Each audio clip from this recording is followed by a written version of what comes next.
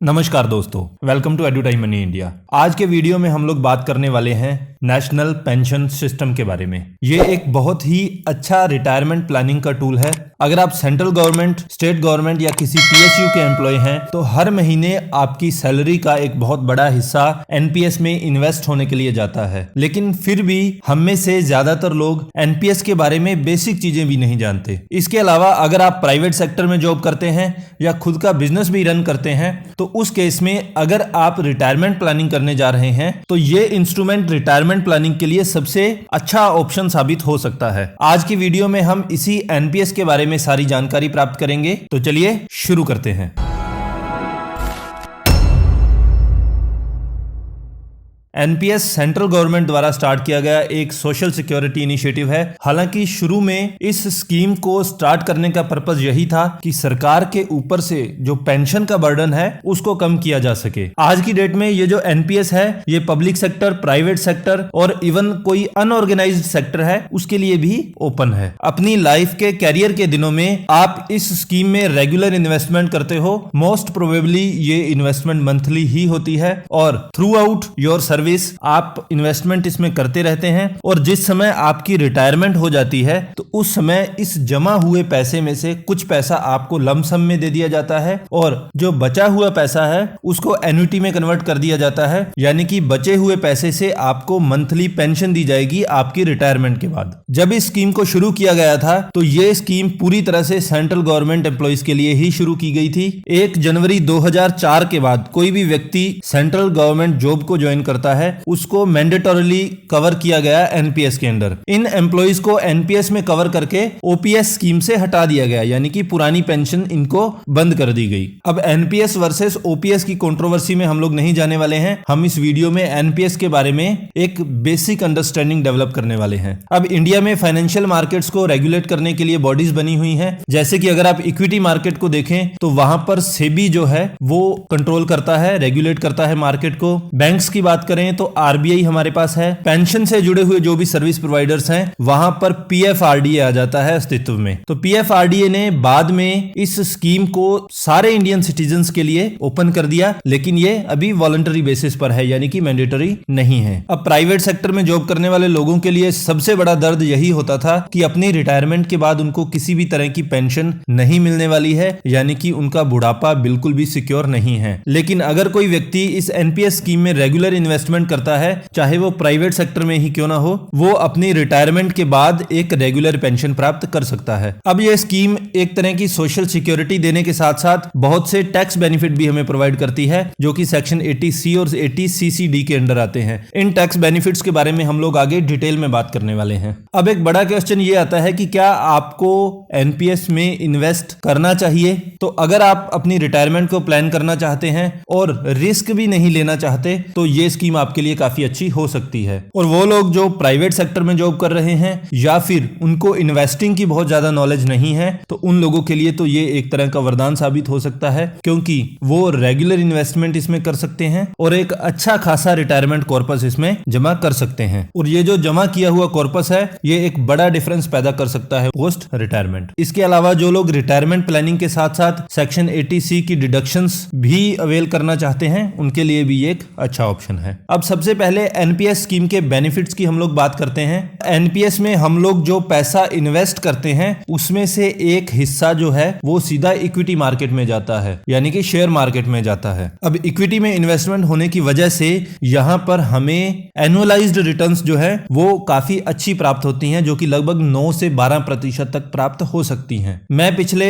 11 सालों से एनपीएस में इन्वेस्ट कर रहा हूं और मेरा जो एनुअलाइज्ड रिटर्न है वो लगातार 12% से ज्यादा ही आ रहा है। अब 9 से 12% भी अगर आप मान के चलें तो ये जो हमारी दूसरी टैक्स सेविंग इन्वेस्टमेंट्स हैं जैसे कि पीपीएफ हो गया, टैक्स सेविंग फिक्स्ड डिपॉजिट्स हो गई, इन सब से हम लोग अच्छा रिटर्न ही प्राप्त कर रहे हैं। हम जो भी एनपीएस में पैसा इन्वेस्ट करते हैं उनको फंड मैनेजर्स जो है वो मैनेज करते हैं और अगर हम लोग उनकी परफॉर्मेंस से खुश नहीं होंगे तो हम किसी भी समय इस फंड मैनेजर को चेंज कर सकते हैं। वर्तमान में इंडिया में 8 फंड मैनेजर हैं, उनके नाम आप यहां देख सकते हैं। Aditya Birla, HDFC, UTI, SBI, ICICI prudential, Reliance, Kotak Mahindra and LIC pension fund. तो आप जब चाहें अपना फंड मैनेजर इनमें से स्विच कर सकते हैं। अब डेफिनेटली अगर हमारा पैसा इक्विटी मार्केट में इन्वेस्ट हो रहा है तो वहां पर रिस्क भी होगा। रिस्क ये कैसे मैनेज करता है, हमारा जो इक्विटी पोर्शन है यानी कि शेयर मार्केट में जो हमारा पैसा लगाया जाता है वो लगभग 75 से 50% तक लगाया जाता है। हालांकि सेंट्रल गवर्नमेंट के जो एम्प्लॉय हैं उनके लिए ये कैप 50% है। अब इक्विटी मार्केट्स जो है वो बहुत वॉलेटाइल होती हैं। मान लीजिए कि आपकी रिटायरमेंट आने वाली है और किसी वजह से मार्केट बहुत नीचे चली गई तो उस केस में आपका पूरा कॉर्पस डिस्ट्रॉय हो सकता है। तो इस चीज को मैनेज करने के लिए क्या किया जाता है कि जैसे ही आप 50 साल से ऊपर चले जाते हैं तो उसके बाद हर साल आपका इक्विटी में जो इन्वेस्टमेंट है, शेयर मार्केट में जो इन्वेस्टमेंट है, उसको लगातार कम किया जाता है। किस तरह से, जैसे आप 50 साल के हैं उस समय आपका इन्वेस्टमेंट 75% है, उसके बाद हर साल आपका जो है इक्विटी में इन्वेस्टमेंट 2.5% से कम कर दिया जाता है। और जब आप 60 साल तक पहुंचते हैं यानी कि अपनी रिटायरमेंट एज तक पहुंचते हैं उस समय ये जो इक्विटी मार्केट में इन्वेस्टमेंट की कैप है ये 50% तक हो जाती है और बचा हुआ 50% जो है वो वहां इन्वेस्ट किया जाता है जहां से आपको गारंटीड रिटर्न्स प्राप्त हो सके। तो इस वजह से एनपीएस का ओवरऑल जो कॉर्पस है वो काफी सेफ माना जाता है। अब पता चले किसी व्यक्ति ने 40 साल घिस के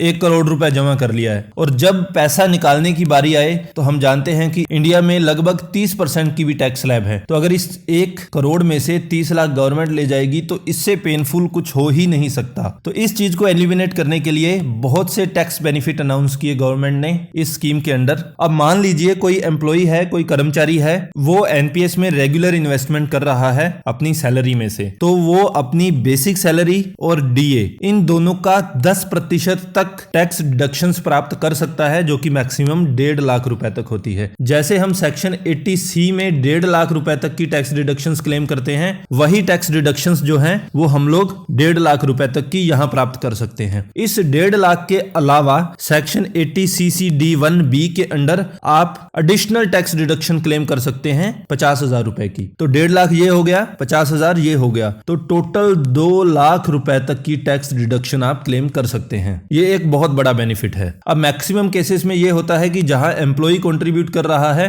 वहां पर एम्प्लॉयर भी कंट्रीब्यूट करता है, तो एम्प्लॉयर जो है वो भी 10% ही कंट्रीब्यूट करता है आपकी बेसिक और डीए का। हालांकि सेंट्रल गवर्नमेंट के केस में ये जो लिमिट है ये 14% तक है। अब वो जो 2 लाख रुपए तक की हमने टैक्स डिडक्शंस प्राप्त की थी उसके अलावा हमारा एम्प्लॉयर जो भी कंट्रीब्यूट करेगा up to 10% of salary, obviously central government के केस में 14%, वो सारी इन्वेस्टमेंट जो है वो टैक्स फ्री होने वाली है, यानी कि उस पर आपको कोई भी टैक्स नहीं देना पड़ेगा। अब मान लीजिए कोई व्यक्ति पूरे साल में 1.5 लाख रुपए एनपीएस में जमा कर रहा है, प्लस इतना ही उसका एम्प्लॉयर कंट्रीब्यूट करेगा 1.5 लाख ही, सेंट्रल गवर्नमेंट के केस में थोड़ा ज्यादा हो सकता है, तो 3 लाख रुपए की उसकी इन्वेस्टमेंट तो सीधी यहीं से हो गई है जो कि पूरी तरह से टैक्स फ्री है, प्लस वो 50,000 रुपए एडिशनल का बेनिफिट भी उठा सकता है। यहां तक हमने बात की कोई सैलरीड एम्प्लॉय के बारे में। मान लीजिए कोई सेल्फ एम्प्लॉयड है, खुद का कोई काम कर रहा है, तो उसकी अप टू 20% ग्रोस इनकम वो 1.5 लाख रुपए तक टैक्स डिडक्शंस प्राप्त कर सकता है और यहां उसके लिए भी 50,000 रुपए की एडिशनल टैक्स डिडक्शन, तो 2 लाख रुपए तक वो भी छूट प्राप्त कर सकता है। यहां तक हमने बात की कि हम इन्वेस्टमेंट करके टैक्स किस तरह से बचा पाते हैं। अब बात करते हैं कि मान लीजिए हम लोग पैसा निकलवा रहे हैं, पार्शियल विड्रॉल कर रहे हैं बीच में कहीं, कुछ केसेस में पीएफआरडीए पैसा निकालने की परमिशन भी देता है इस एनपीएस अकाउंट से। ये कुछ केसेस हैं जैसे higher education of children, marriage of children, purchase, construction of house, treatment of specified illness. इन सब केसेस में आप कुछ पैसा निकाल भी सकते हैं। कितना पैसा निकाल सकते हैं? आपका जो कंट्रीब्यूशन है, आपने जो पैसा इन्वेस्ट किया है, आपके एम्प्लॉयर वाला कंट्रीब्यूशन यहां इंक्लूड नहीं करेंगे, आपने जो इन्वेस्टमेंट किया है उसका मैक्सिमम 25% आप निकाल सकते हैं और ये जो विड्रॉल है ये भी पूरी तरह से टैक्स फ्री होगा। अब जब हम लोग रिटायर होंगे तो उस समय कुछ पैसा हम लोग निकाल सकते हैं अपने एनपीएस अकाउंट से और बचा हुआ पैसा जो है वो हम एन्युटी परचेज करने में लगाते हैं। मान लीजिए हमारा रिटायरमेंट पर 100 रुपए जमा हो चुका है, फॉर एग्जाम्पल 100 रुपए से कहीं ज्यादा पैसा आपका आपका जमा होने वाला है। 100 में से 60 रुपए हमें डायरेक्टली मिल जाएंगे लमसम के रूप में, और ये 60 रुपए पूरी तरह से टैक्स फ्री होंगे। इसके अलावा बचा हुआ जो 40 रुपए है ये इन्वेस्ट किया जाएगा आपका एन्युटी में। अब यहाँ पर हमें एन्युटी में इन्वेस्ट करने के लिए ये 40 रुपए भी एक बार निकालने ही पड़ेंगे, तो ये विड्रॉल भी पूरी तरह से टैक्स फ्री होता है। हालांकि जब आप एन्युटी परचेज करेंगे, मान लीजिए एन्युटी से आपको हर महीने 50,000 रुपए पेंशन आनी स्टार्ट हो गई है। ये 50,000 रुपए पेंशन एक साल की मान लीजिए 6 लाख रुपए हो गई। ये जो इनकम है ये आपकी टैक्स स्लैब के अकॉर्डिंग टैक्सेबल होने वाली है। जैसा कि हमने अभी बात की कि आप 60% पैसा लमसम निकाल सकते हैं अपने रिटायरमेंट पर। ये 60% अमाउंट जो है पूरी तरह से टैक्स फ्री होती है। अब तक हम काफी कुछ जान चुके हैं एनपीएस के बारे में। अब जानते हैं इसके विड्रॉल रूल्स के बारे में, यानी कि आप पैसा जब निकालेंगे तो उस समय क्या क्या नियम लागू होते हैं। सबसे पहले बात करते हैं कि आफ्टर रिटायरमेंट यानी कि 60 साल के बाद आप पैसा निकाल रहे हैं, तो उस केस में क्या नियम लागू होंगे। तो 60% जो है आपके टोटल कॉर्पस का वो आप लमसम निकाल सकते हो। बचा हुआ 40% जो है वो आपको एन्युटी परचेज करनी पड़ेगी और उसी एन्युटी से आपको पेंशन प्राप्त होने वाली है। लेकिन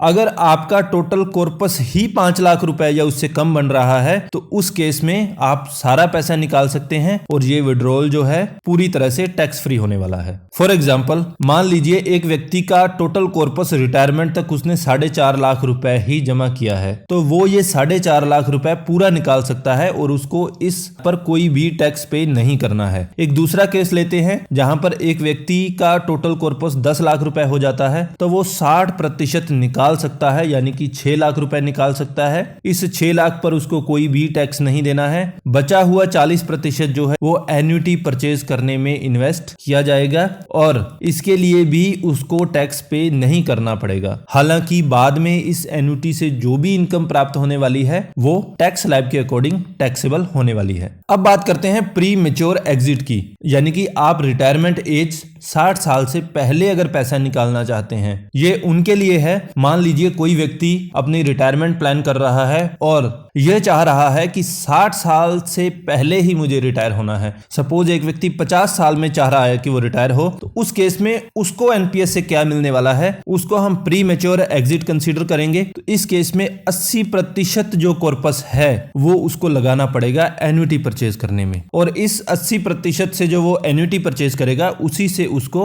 मंथली इनकम या मंथली पेंशन प्राप्त होने वाली है। लेकिन अगर उसका टोटल कॉर्पस 2.5 लाख रुपए या उससे कम हो तो वो पूरा का पूरा पैसा निकाल सकता है। डेफिनेटली पीछे वाले सारे टैक्स बेनिफिट उसको यहां भी मिलने वाले हैं। अगर किसी केस में सब्सक्राइबर की डेथ हो जाती है तो ये सारा पैसा उसके नॉमिनी को पे कर दिया जाता है। अब हमारा पैसा किस तरह से एलोकेट किया जाता है, कहां कहां लगाया जाता है, तो हमारा जो पैसा है वो इन्वेस्ट होता है ई, सी, जी और ए में। E stands for equity, C stands for corporate debts, G for government securities, A for alternate investments. सबसे बड़ा पोर्शन इसमें इक्विटी का ही होता है। इक्विटी पोर्शन कुछ वोलेटाइल होता है, बाकी जो तीनों इन्वेस्टमेंट ऑप्शंस हैं वो कंपैरेटिवली काफी सेफ माने जाते हैं। तो रिस्क रिवॉर्ड इक्वेशन को मेंटेन करने के लिए इन चारों में आपका पैसा इन्वेस्ट किया जाता है। अब आपका पैसा यहां पर एक फंड मैनेजर मैनेज करता है और अगर आप उसकी परफॉर्मेंस से खुश नहीं हैं तो आप जब चाहे इस फंड मैनेजर को चेंज कर सकते हैं। अब सबसे बड़ा पोर्शन जो है वो इक्विटी में आपका लगाया जाता है, तो इसके लिए आपको 2 ऑप्शंस दिए जाते हैं, एक्टिव चॉइस और ऑटो चॉइस। ऑटो चॉइस जो है ये आपके रिस्क प्रोफाइल को डिफाइन करती है आपके एज के अकॉर्डिंग, यानी कि जैसे जैसे आपकी एज बढ़ती चली जाती है वैसे वैसे आपका इक्विटी में पैसा जो है वो कम होता चला जाता है और फिक्स इनकम वाले जो इन्वेस्टमेंट ऑप्शंस हैं वहां पर आपका इन्वेस्टमेंट ज्यादा होता चला जाता है। दूसरे केस में एक्टिव चॉइस में आपके पास फ्रीडम होती है कि आप कितना पैसा इक्विटी को एलोकेट करना चाहते हैं, कितना गवर्नमेंट बॉन्ड्स को, कितना कॉर्पोरेट बॉन्ड्स को, कितना कॉर्पोरेट डेट्स को और कितना अल्टरनेट इन्वेस्टमेंट ऑप्शंस को। तो अगर आप फाइनेंस का अच्छा नॉलेज रखते हैं तो उस केस में आप एक्टिव चॉइस को चूज कर सकते हैं। लेकिन अगर आपको यह समझ में नहीं आ रहा है कि आपको पैसा किस तरह से इन्वेस्ट करना है तो आप डेफिनेटली ऑटो चॉइस की तरफ जा सकते हैं। अब एनपीएस अकाउंट खुलवाने के लिए आपका इंडियन सिटीजन होना जरूरी है। एनआरआई हो तब भी आप एनपीएस अकाउंट खुलवा सकते हो। एज आपकी 18 से 70 के बीच होनी जरूरी है। केवाईसी केवाईसी कंप्लायंस जरूरी है, यानी कि आपको अपनी आइडेंटिटी और एड्रेस प्रूव करना जरूरी है। Overseas citizen of India, person of Indian origin, OCI, PIO and HUFs ये सब इन्वेस्ट नहीं कर सकते एनपीएस में। तो एनपीएस एक इंडिविजुअल पेंशन अकाउंट है, कोई थर्ड पार्टी किसी और के बिहाफ पे इस अकाउंट को नहीं खुलवा सकती। अब आप इस एनपीएस अकाउंट को ऑनलाइन भी खुलवा सकते हो और ऑफलाइन भी खुलवा सकते हो। ऑफलाइन खुलवाने के लिए आप अपने नियरेस्ट पीओपी यानी कि पॉइंट ऑफ प्रेजेंस पर जाकर इस अकाउंट को खुलवा सकते हो। आप अपने केवाईसी अपने साथ लेकर जाइएगा और एक इनिशियल इन्वेस्टमेंट आपको करनी पड़ेगी जो कि लगभग 500 रुपए होगी। ये करके आप इस अकाउंट को खुलवा सकते हैं। अब आप सोचेंगे कि पॉइंट ऑफ प्रेजेंस क्या है। सिंप्लीफाई करने के लिए बता देता हूं कि आपके आसपास जितने भी पब्लिक सेक्टर बैंक्स या प्राइवेट सेक्टर बैंक्स हैं वो सब इंक्लूडेड होंगे पॉइंट ऑफ प्रेजेंस में। और अगर समझ नहीं आ रहा है तो बड़ा भाई एसबीआई आपके आसपास जरूर होगा, वहां जाकर आप अपना एनपीएस अकाउंट खुलवा सकते हो। ऑनलाइन की अगर हम बात करें तो ऑनलाइन आप इस पोर्टल पर जाकर इस अकाउंट को खोल सकते हैं। फिर भी अगर समझ में नहीं आए तो एसबीआई की योनो एसबीआई ऐप इंस्टॉल करो और इस पर लॉगिन करके आप बड़े आराम से अपना एनपीएस अकाउंट मैक्सिमम 5 मिनट में खुलवा सकते हो। अब थोड़ा सा अंदर चलते हैं एनपीएस अकाउंट के। एनपीएस अकाउंट दो तरह के होते हैं, टीयर 1 और टीयर 2। टीयर 1 आपका प्राइमरी अकाउंट होता है और टीयर 2 जो है ये एक सेविंग अकाउंट की तरह आप कह सकते हो। जब चाहे आप इसमें पैसा डाल सकते हो, जब चाहे निकाल सकते हो। टीयर 1 अकाउंट मैंडेटरी होता है, यानी कि जब भी आप अकाउंट खुलवाते हैं एनपीएस तो वो टीयर 1 अकाउंट ही खुलता है और टीयर 2 अकाउंट ऑप्शनल होता है, तो वो आप बाद में खुलवा सकते हैं। अब सेंट्रल गवर्नमेंट के एम्प्लॉइज को 10% इन्वेस्टमेंट अपनी बेसिक सैलरी का इसमें करना अनिवार्य है। तो अगर आप सेंट्रल गवर्नमेंट एम्प्लॉय नहीं है तो उस केस में ये पूरी तरह से वॉलंटरी इन्वेस्टमेंट ऑप्शन है। अब यहाँ सेंट्रल गवर्नमेंट एम्प्लॉइज के अलावा स्टेट गवर्नमेंट एम्प्लॉइज को भी आजकल एनपीएस में इंक्लूड कर लिया गया है। हालांकि आजकल एक तीसरा फेज भी शुरू हो चुका है। State governments old pension scheme से एनपीएस में गई और अभी वापस से ओल्ड पेंशन में शिफ्ट होना शुरू हो चुकी हैं। सेंट्रल गवर्नमेंट, स्टेट गवर्नमेंट्स के अलावा पीएसयू भी इसी ट्रेंड को फॉलो करते हैं। अब टीयर 1 और टीयर 2 अकाउंट में क्या फर्क है? टीयर 1 अकाउंट डिफॉल्ट होता है, यानी कि जब आप एनपीएस अकाउंट खुलवाते हैं तो यही टीयर 1 अकाउंट खुलता है। टीयर 2 अकाउंट वॉलंटरी होता है, आप चाहे तो खुलवा सकते हैं, अदरवाइज कोई जरूरी नहीं है। विड्रॉल के लिए रूल्स एंड रेगुलेशंस है जो हमने पीछे इतनी डिटेल में पढ़े हैं, इतनी बड़ी कहानी जो देखी है। टीयर 2 की बात करें, बिल्कुल सेविंग अकाउंट की तरह आप इसको यूज कर सकते हैं। सिंपल कोई म्यूचुअल फंड की तरह इसको यूज कर सकते हैं। जब चाहो पैसा इन्वेस्ट करो, जब चाहो निकाल सकते हो। टैक्स एग्जम्पशन की बात करें तो 2 लाख रुपए तक टैक्स एग्जम्पशन है, प्लस एम्प्लॉयर का कंट्रीब्यूशन भी एग्जम्प्टेड है। लेकिन टीयर 2 में बात करें तो गवर्नमेंट एम्प्लॉय जो है वो 1.5 लाख रुपए तक टैक्स एग्जम्पशन प्राप्त कर सकते हैं, वो भी तब जब आपकी इन्वेस्टमेंट 3 साल तक रहे एनपीएस के अंदर, उस केस में। अदरवाइज कोई भी टैक्स बेनिफिट इसमें नहीं है। एनपीएस कंट्रीब्यूशन की बात करें तो टीयर 1 में मिनिमम 500,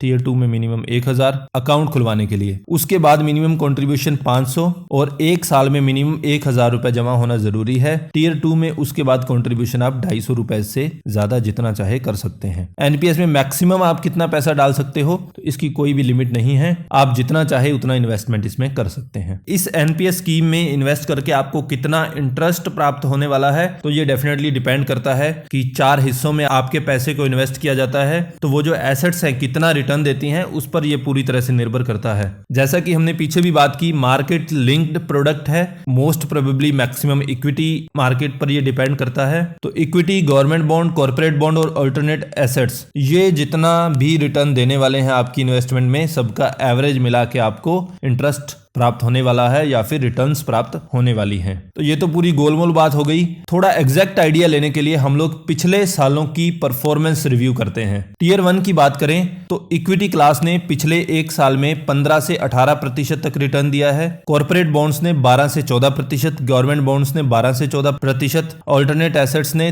4 से 16%। इसी तरह से आप देख सकते हैं 5 साल के लिए भी और 10 साल के लिए भी। इसी तरह से टीयर 2 की अगर हम बात करें तो वही इक्विटी 15 से 17%, कॉर्पोरेट बॉन्ड्स जो है 13 से 16%, गवर्नमेंट बॉन्ड भी 13% के आसपास रहे हैं पिछले 1 साल में। इसी तरह से 5 साल की रिटर्न आप यहां देख सकते हैं, 10 साल की रिटर्न आप यहां देख सकते हैं। इन दोनों स्लाइड्स को रोककर एक बार आप इन रिटर्न्स का ओवरव्यू ले सकते हैं। अगर हम समराइज करें और एनपीएस को दूसरे सभी टैक्स सेविंग इंस्ट्रूमेंट से कंपेयर करें तो एनपीएस जो है ये आपको 9 से 12% के आसपास रिटर्न्स देने वाला है। लॉक इन पीरियड बहुत ज्यादा है, आपको रिटायरमेंट तक अपना पैसा बांध के रखना पड़ेगा और डेफिनेटली मार्केट से जुड़ा हुआ है तो रिस्क भी इन्वॉल्व है। दूसरा टैक्स सेविंग ऑप्शन हम यूज करते हैं ELSS या फिर इसको हम टैक्स सेविंग म्यूचुअल फंड्स भी कहते हैं। ये भी लगभग इसी रेंज में रहते हैं 10 से 12% तक, लेकिन यहाँ पर लॉक इन पीरियड जो है वो सिर्फ 3 साल तक होता है, तो डेफिनेटली मार्केट लिंक है तो रिस्क इसमें भी होता है। तीसरा टैक्स सेविंग ऑप्शन जो सबसे पॉपुलर है वो है PPF। यहाँ पर आपको मिलता है 7.1% रिटर्न जो कि प्रेजेंट में चल रहा है। ये पूरी तरह से गारंटीड होता है। लॉक इन पीरियड इसमें भी 15 साल होता है, लेकिन ये पूरी तरह से रिस्क फ्री होता है। फिक्स डिपॉजिट की बात करें तो वही 6 से 8% तक रिटर्न